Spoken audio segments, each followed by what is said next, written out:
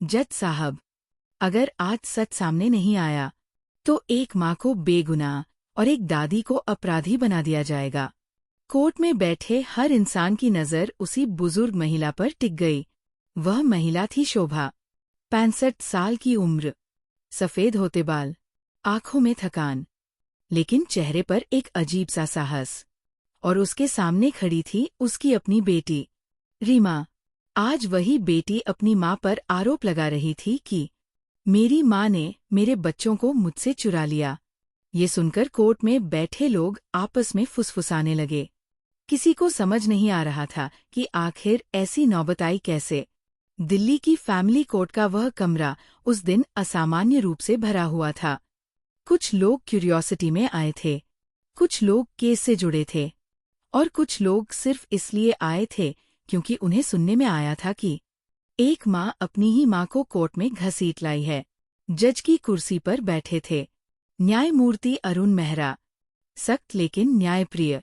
उन्होंने हथौड़ा टेबल पर मारा। Order, order in the court. कमरे में तुरंत सन्नाटा छा गया। जज ने फाइल खोली। केस नंबर 417, रीमा वर्सेस शोभा। उन्होंने चश्मा ठीक किया और बोले, रीमा, आप अपने आरोप कोर्ट के सामने रख सकती है। रीमा धीरे धीरे खड़ी हुई। करीब 39 साल की थी वो। अच्छे कपड़े, महंगा बैग, सलीकेदार हेयर स्टाइल, लेकिन उसकी आंखों में गुस्सा साफ दिखाई दे रहा था। योर ऑनर, मेरी माँ ने 13 साल तक मेरे बच्चों को मुझसे दूर रखा है। कोर्ट में बैठे लोग एकदम चौंक गए। रीमा ने आगे कहा, उन्होंने मेरे बच्चों को अपने पास रख लिया और मुझे उनसे मिलने नहीं दिया। उन्होंने उन्हें मेरे खिलाफ कर दिया। उसकी आवाज़ कांप रही थी। योर ऑनर, मैं अपनी ही माँ के खिलाफ केस करने के लिए मजबूर हो गई हूँ। जज ने शांत स्वर में पूछा, आपके कितने बच्चे हैं? 3। उनकी उम्र? रवि 20 साल का, नेहा 18 साल की और काव्या 16 साल की। जज ने पीछे बैठी 3 यंग फिगर्स की तरफ देखा। तीनों चुपचाप बैठे थे। रवि, लंबा और गंभीर। नेहा, शांत लेकिन अंदर से भावुक। काव्या, थोड़ी बेचैन। ये तीनों उस कहानी के केंद्र थे जिसकी वजह से आज एक परिवार कोर्ट में टूट रहा था। जज ने अब शोभा की तरफ देखा। शोभा जी, आप इन आरोपों के बारे में क्या कहना चाहती हैं? शोभा धीरे धीरे खड़ी हुई। उनके हाथ में एक पुराना पीला लिफाफा था। ऐसा लग रहा था जैसे वह लिफाफा उन्होंने सालों से संभाल कर रखा हो। उन्होंने धीमी लेकिन साफ आवाज में कहा, जज साहब, मैंने किसी के बच्चे नहीं चुराए। कमरे में बैठे लोग ध्यान से सुनने लगे। मैंने सिर्फ उन बच्चों को पाला है जिन्हें मेरी बेटी खुद मेरे दरवाजे पर छोड़कर चली गई थी। झूठ! रीमा अचानक चिल्ला पड़ी। उसकी आवाज इतनी तेज थी कि कोर्ट में बैठे लोग चौंक गए। ये झूठ है जज साहब। मैं बीमार थी। मुझे मेंटल हेल्थ प्रॉब्लम थी। उसका लॉयर तुरंत खड़ा हो गया। योर ऑनर, मेरी क्लाइंट सीवियर डिप्रेशन से गुजर रही थी। उन्हें इलाज की जरूरत थी। लेकिन इस दौरान उनकी माँ ने बच्चों को अपने पास रख लिया। उसने सीधे शोभा की तरफ इशारा किया और फिर उन्हें उनकी असली माँ से दूर कर दिया। जज कुछ पल चुप रहे। फिर उन्होंने पीछे बैठे तीनों बच्चों की तरफ देखा। क्या बच्चे अपनी बात रखना चाहेंगे? पूरा कोर्टरूम उनकी तरफ देखने लगा। कुछ सेकंड तक कोई नहीं बोला। फिर धीरे धीरे रवि खड़ा हुआ। उसने पहले अपनी दादी की तरफ देखा, फिर अपनी माँ की तरफ और फिर जज की तरफ। योर ऑनर, अगर मुझे सच बोलने की इजाजत हो तो मैं बताना चाहता हूँ कि 13 साल पहले क्या हुआ था। उसकी आवाज में घबराहट नहीं थी, बल्कि एक अजीब सी मैच्योरिटी थी। जज ने सिर हिलाया। आप बोल सकते हैं। रवि ने गहरी सांस ली और कहा, 13 साल पहले हमारी जिंदगी का सबसे बड़ा दिन था। कोर्ट में बैठे हर इंसान की सांस जैसे रुक गई, क्योंकि अब वो कहानी शुरू होने वाली थी जिसने एक माँ को बेटी से अलग किया और एक दादी को 3 बच्चों की पूरी दुनिया बना दिया। लेकिन असली सवाल यह है, 13 साल पहले ऐसा क्या हुआ था जिसकी वजह से एक माँ अपने ही बच्चों से दूर हो गई? और आखिर क्यों? शोभा ने उस पीले लिफाफे को 13 साल तक छिपाकर रखा। उस लिफाफे में ऐसा क्या था जो आज पूरी कहानी बदलने वाला था? 13 साल पहले हमारी जिंदगी का सबसे अजीब और डरावना दिन था। कोर्टरूम में खड़े रवि की आवाज धीमी थी, लेकिन साफ थी।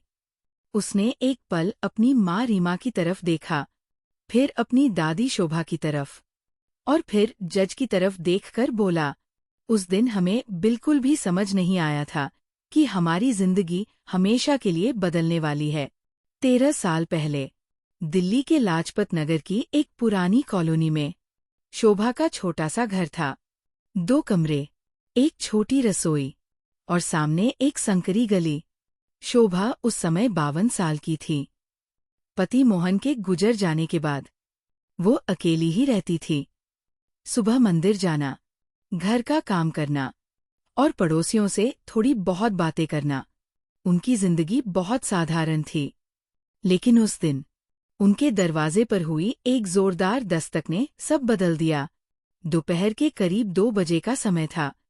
शोभा रसोई में दाल चढ़ा रही थी। तभी दरवाजे पर तेज नॉक हुआ। ठक ठक ठक। शोभा ने सोचा शायद कोई पड़ोसी होगा, लेकिन जैसे ही उन्होंने दरवाजा खोला, उनके सामने जो दृश्य था उसे देखकर उनका दिल बैठ गया। दरवाजे पर खड़ी थी उनकी बेटी रीमा, लेकिन वो वैसी नहीं दिख रही थी जैसी हमेशा दिखती थी। उसके बाल बिखरे हुए थे, आंखें लाल थीं, और उसके पीछे खड़े थे 3 छोटे बच्चे, रवि 7 साल, नेहा 5 साल, काव्या 3 साल। तीनों बच्चों के चेहरे थके हुए थे, कपड़े भी थोड़े मैले थे। ऐसा लग रहा था जैसे वे बहुत देर से कहीं भटक रहे हों। रीमा, क्या हुआ? शोभा घबरा गई। रीमा ने कोई जवाब नहीं दिया। वो बस अंदर आ गई, सोफे पर बैठ गई और दोनों हाथों से अपना सिर पकड़ लिया।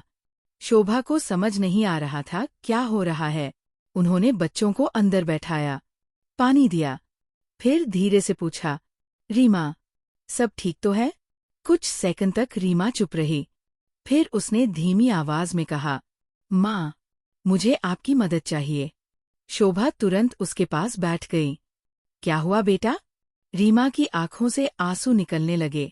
माँ, मैं बहुत थक गई हूँ। उसकी आवाज टूट रही थी। सब कुछ संभालना मेरे बस में नहीं रहा। शोभा का दिल घबरा गया। राकेश फिर कुछ कर रहा है क्या? राकेश, रीमा का एक्स हस्बैंड। 2 साल पहले ही दोनों का डिवोर्स हुआ था। उसके बाद से रीमा अकेली ही तीनों बच्चों को संभाल रही थी। लेकिन जिंदगी आसान नहीं थी। किराया, स्कूल फीस, खाने का खर्च, सब कुछ एक साथ। रीमा धीरे से बोली, माँ, मैं कुछ समय के लिए बच्चों को आपके पास छोड़ना चाहती हूँ। शोभा चौंक गई। क्या? बस कुछ हफ्तों के लिए? लेकिन क्यों? रीमा ने नजरें झुका ली। मुझे थोड़ा समय चाहिए। किस लिए? रीमा ने जवाब नहीं दिया। वह बस चुप रही। कमरे में कुछ सेकंड का सन्नाटा छा गया। उसी समय छोटे कदमों की आवाज आई। छोटी काव्या धीरे धीरे चलकर अपनी माँ के पास आई। उसने मासूम आवाज में पूछा, मम्मी, हम यहाँ क्यों आए हैं? रीमा ने उसे गोद में उठा लिया। कुछ सेकंड तक उसे कसकर पकड़े रखा, फिर अचानक उसे नीचे उतार दिया और खड़ी हो गई। माँ, बच्चों का ध्यान रखना। क्या मतलब? मैं जल्दी वापस आ जाऊंगी। शोभा ने उसका हाथ पकड़ लिया। रीमा, ऐसे कैसे? तू कहाँ जा रही है? रीमा ने बस इतना कहा, मुझे खुद को संभालना है।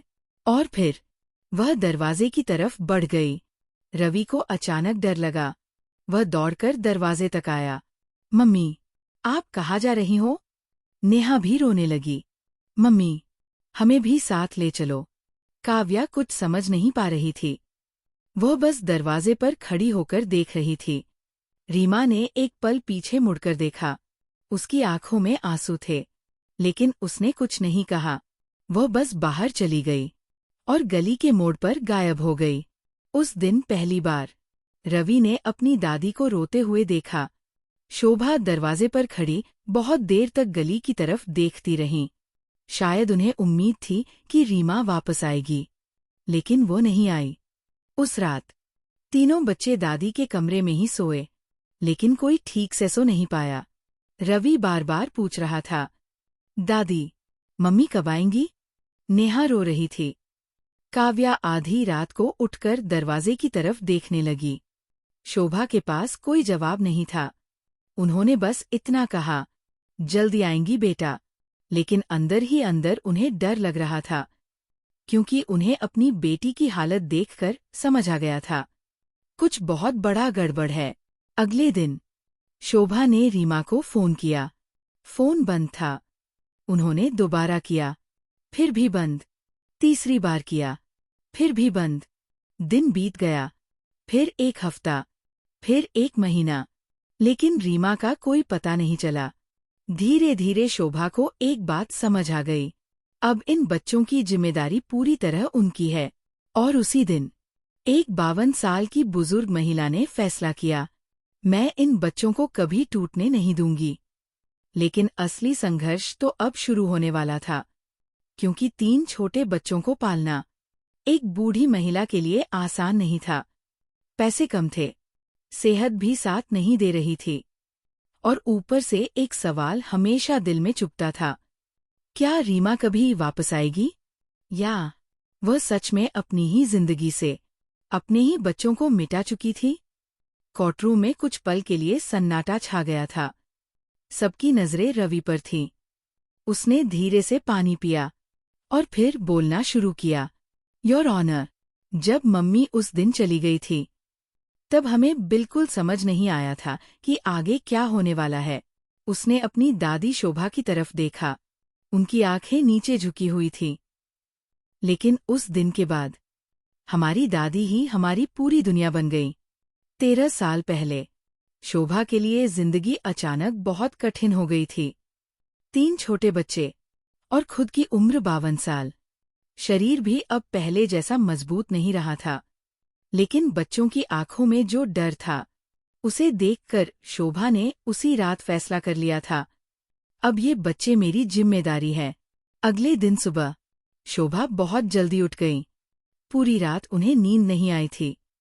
उन्होंने चुपचाप रसोई में जाकर चाय बनाई, फिर बच्चों के लिए नाश्ता बनाया। रवि, नेहा और काव्या अभी सो रहे थे। उन्हें देखकर शोभा का दिल भर आया। तीनों एक ही बिस्तर पर सिमट कर सो रहे थे। रवि ने छोटी काव्या का हाथ पकड़ा हुआ था, जैसे वह उसे सुरक्षित रखना चाहता हो। शोभा के मन में एक ही सवाल घूम रहा था, अब आगे क्या होगा? पैसे ज्यादा नहीं थे। मोहन के जाने के बाद जो थोड़ी सी बचत थी, वो धीरे धीरे खत्म हो रही थी। लेकिन अब 3 बच्चों की पढ़ाई, खाना, कपड़े, सब कुछ संभालना था।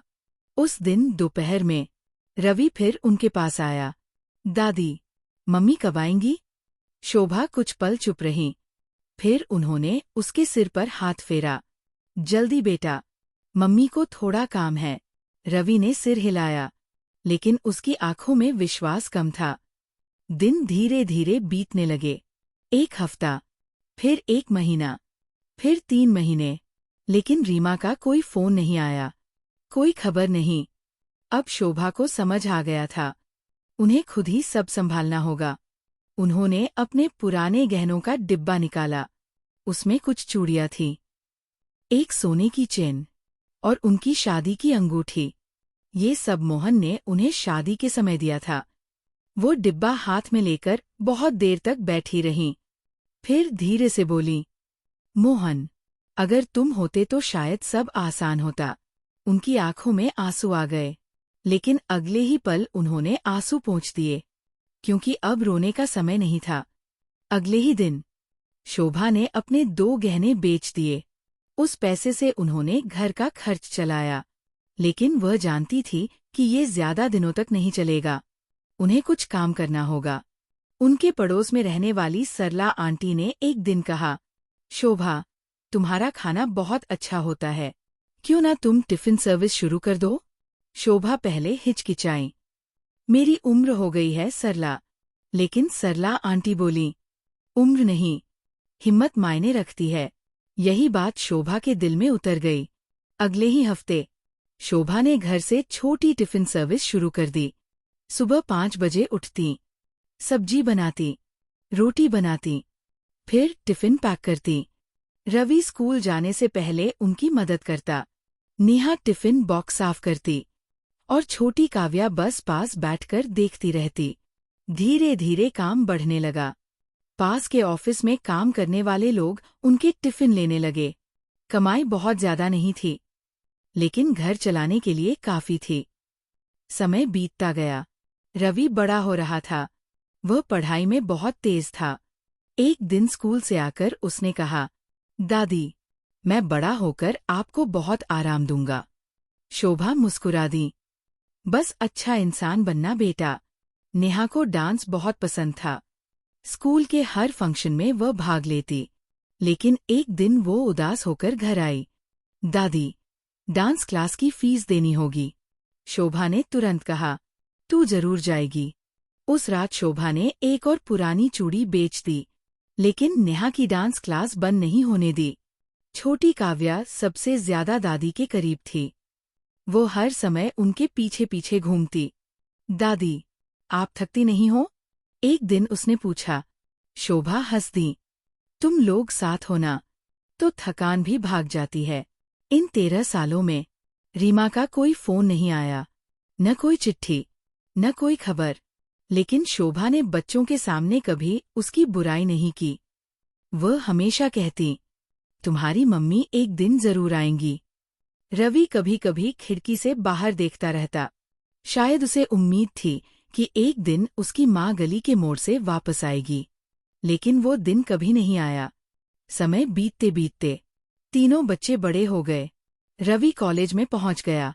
नेहा 12वीं में थी और काव्या 10वीं में। शोभा अब पहले से ज्यादा कमजोर हो गई थी। लेकिन बच्चों को देखकर उन्हें हमेशा ताकत मिलती थी। उन्हें लगता था, शायद अब जिंदगी थोड़ी आसान हो जाएगी। लेकिन उन्हें नहीं पता था कि असली तूफान अभी बाकी है। क्योंकि 13 साल बाद एक दिन अचानक दरवाजे पर वही आवाज आई, ठक ठक ठक।